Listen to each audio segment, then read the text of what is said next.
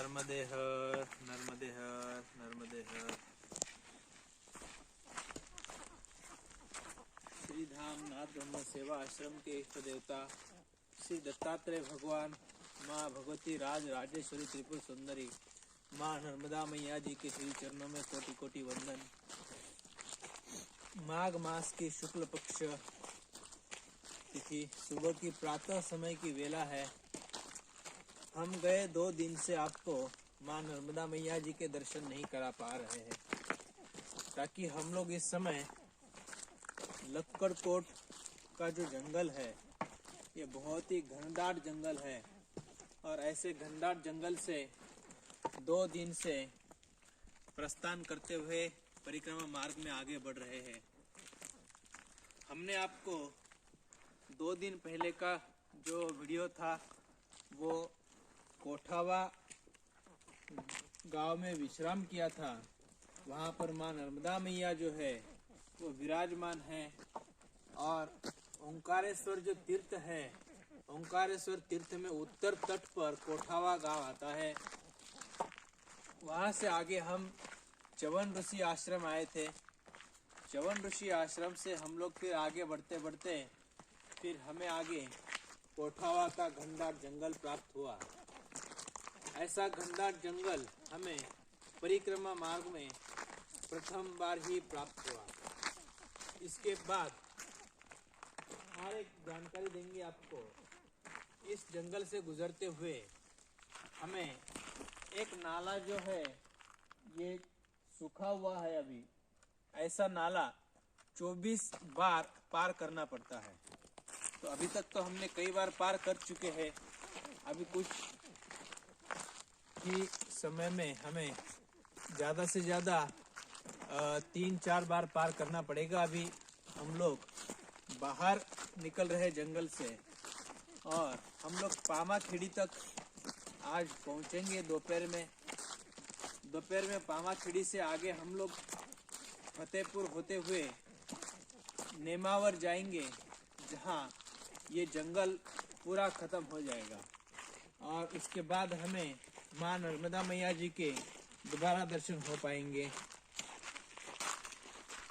नर्मदे हर, नर्मदे हर, नर्मदे हर।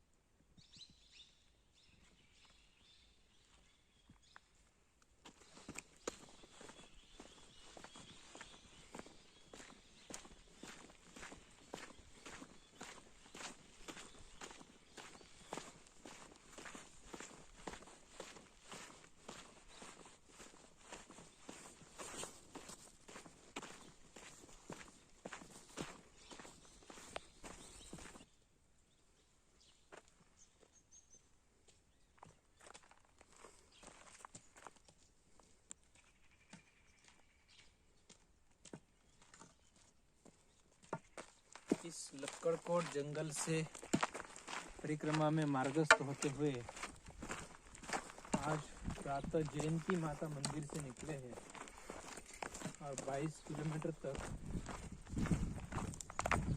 यात्रा करनी होती है।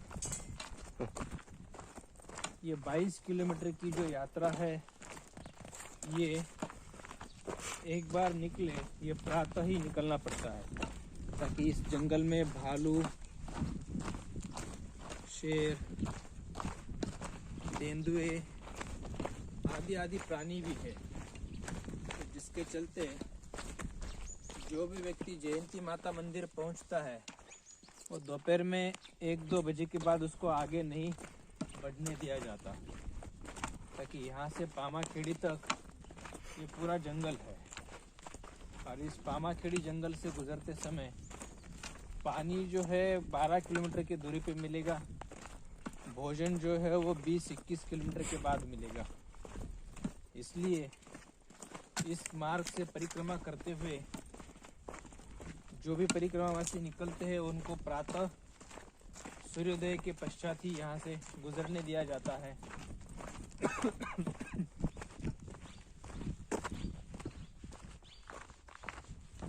प्रातः 10 किलोमीटर के बाद 11 किलोमीटर के बाद हनुमान मंदिर आता है, वहाँ पे केवल जल मिल सकता है। फिर आगे 22 किलोमीटर पे भोजन प्रसादी मिलेगी। बाकी इस जंगल में ना लोग बस्ती है ना कुछ है, तो जंगल मार्ग से आगे बढ़ना होता है। पहले यही मार्ग मैया के किनारे तट से था, परंतु ओंकारेश्वर के ऊपर जो डैम बना हुआ है उस डैम के कारण अब ये बड़ा दूरी से जाना पड़ रहा है, नहीं तो मैया के किनारे से भी रास्ता था। बहुत से ऐसे रास्ते जो है वो बदल चुके हैं, बहुत से तीर्थ क्षेत्र जल में हो चुके हैं। ये जगह जगह पर डैम बनने के कारण परिक्रमा मार्ग भी हमेशा बदलता रहता है। पानी का स्तर ऊपर आ गया, रास्ता बदल गया, पानी का स्तर कम हो गया, रास्ता बदल गया, और मैया से काफ़ी दूर भी चलना पड़ता है जिसको चलते। ऐसा दुर्गम मार्ग है। अभी यात्रा करते करते अभी हम आज कामाखेड़ी से फतेहपुर की ओर प्रस्थान करते हैं।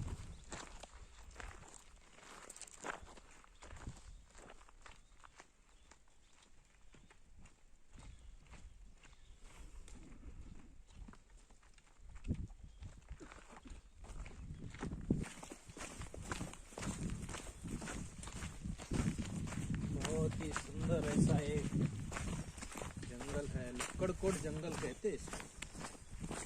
बिल्कुल हरा भरा।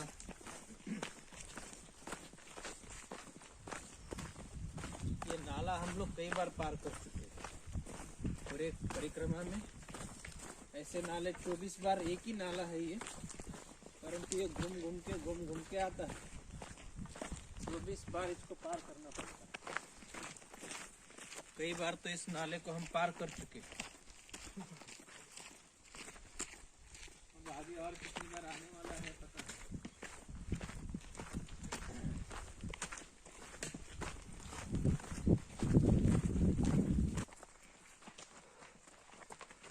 इस मार्ग में भटकने की कोई चिंता ही नहीं है, ताकि इस परिक्रमा मार्ग में परिक्रमा वासियों के लिए जगह जगह पर बोर्ड लगे हुए हैं।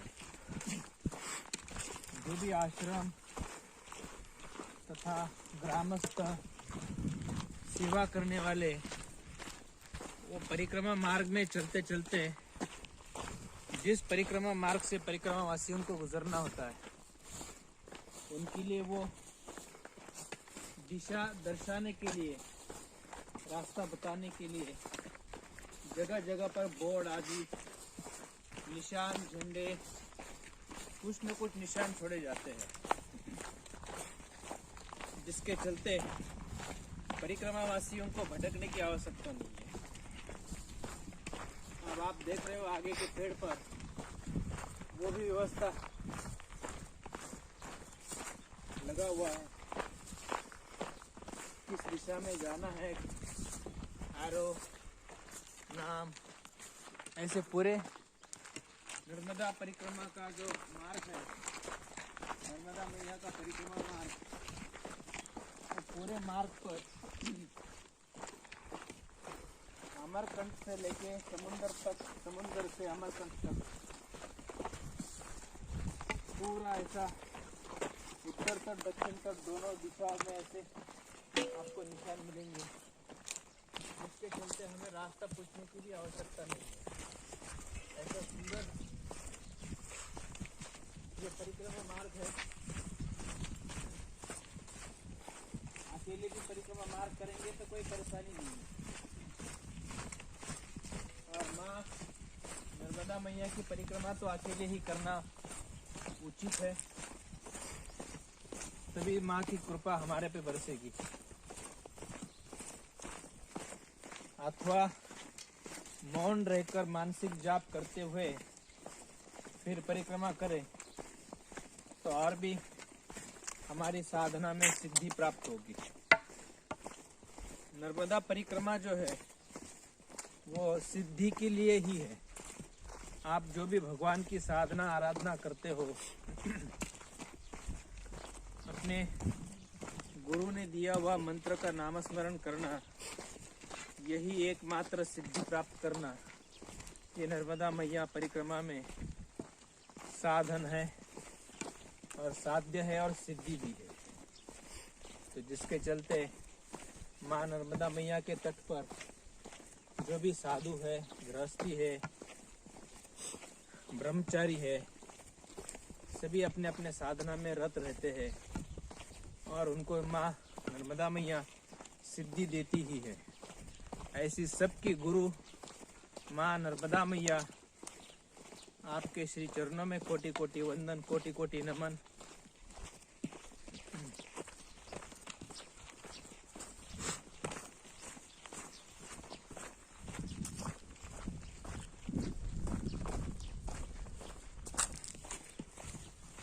यहाँ पर प्रशासन का ध्यान नहीं है।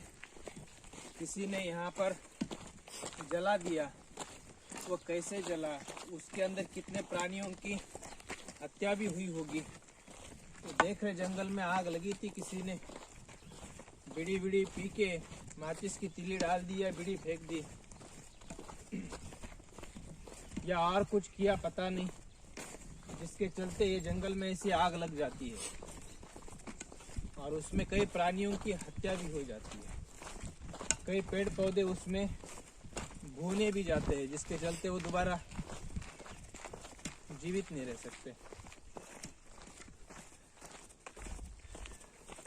इसकी जांच होना चाहिए, जांच करना चाहिए। जंगल की सुरक्षा नहीं कर पा रहे। बहुत सारी जगह पे देखा है हमने, लक्कड़कोट के जंगल में आग लगी हुई है, कोई बुझाने के लिए तैयार नहीं है, कोई देखने के लिए तैयार नहीं है। अभी ये करीब करीब कई दिनों पहले आग लगी हुई है। हो सकता है 10-15 दिन के अंदर का हो सकता है ये, ताकि यहाँ हवा खूब चलती है। 10-15 दिन में तो ये पूरा साफ हो जाना चाहिए। तो पूरा साफ हुआ नहीं, इसका मतलब ये कई 10-15 दिन का ही जला हुआ दिख रहा है।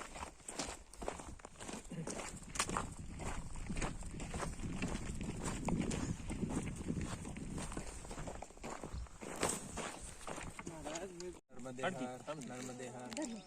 आज हम परिक्रमा मार्ग में लक्कड़कोट के जंगल में पहुंचे हुए हैं।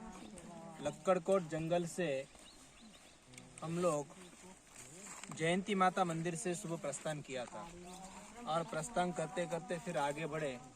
ऐसे घनदाट जंगल में आसपास आप देख रहे होंगे, बिल्कुल घनदाट जंगल है। ऐसा लक्कड़कोट जैसा घनदाट जंगल परिक्रमा मार्ग में और दूसरा कोई है नहीं। शूलपानी का कहा जाता है, परंतु शूलपानी में भी ऐसी घनदाट झाड़ी नहीं है। इस झाड़ी में काफी सारे वन प्राणी भी है, तेंदुए है, भालू है, बाघ है, हिरण है, काफी प्राणी है। और ऐसी परिस्थिति में भी जो नर्मदा परिक्रमा वासी यहाँ से मार्गस्थ होते हैं, उनकी सेवा में भैया अपना समय का सबसे बड़ा मूल्यवान समय का योगदान देते हुए यहाँ पर चाय और बिस्किट की दोनों भी सेवा यहाँ पर उनकी निरंतर चलती आ रही है। आज हम लोग यहाँ पर पहुँचे हैं। यहाँ से आगे पामाखेड़ी करीब 8 किलोमीटर दूरी पे है और 8 किलोमीटर दूरी पे पहले उन्होंने यहाँ पे बाल भोग की व्यवस्था बनाई है। भैया आपका शुभ नाम क्या है? रविंद्र जाट। रविंद्र जाट जी। ये जाट है हरियाणा के, बिल्कुल, और बिल्कुल हरियाणा जैसे ही यहाँ पर बिल्कुल सेवा दे रहे हैं।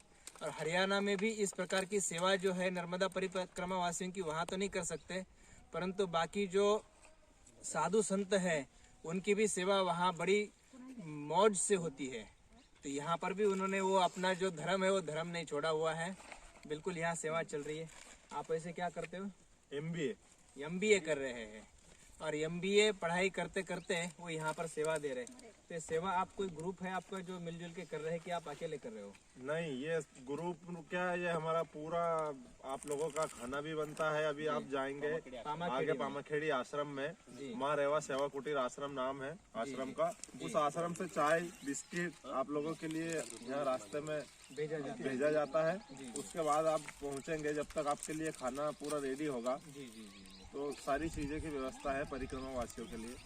ठहरने की व्यवस्था, नहाने की, रहने के लिए, खाने के लिए सारी व्यवस्था है। और यहाँ जंगल में डेली, यहाँ से तो 8 किलोमीटर है, अभी आगे हम हनुमान जी पास जाएंगे, 14-15 किलोमीटर आगे तक ये चाय की सेवा हमेशा चलती रहती है। कभी मैं आता हूँ, कभी हमारे गुरुजी आते हैं चाय बिस्किट लेके, ऐसा चलता रहता है। बढ़िया। आपके गुरुजी का नाम क्या है? गुरुजी का नाम तो अब पता नहीं, परंतु गुरुजी के गुरुजी सब कहते हैं। बहुत बहुत सुंदर है, बहुत बहुत धन्यवाद आपको। नर्मदे नर्मदे नर्मदे नर्मदे।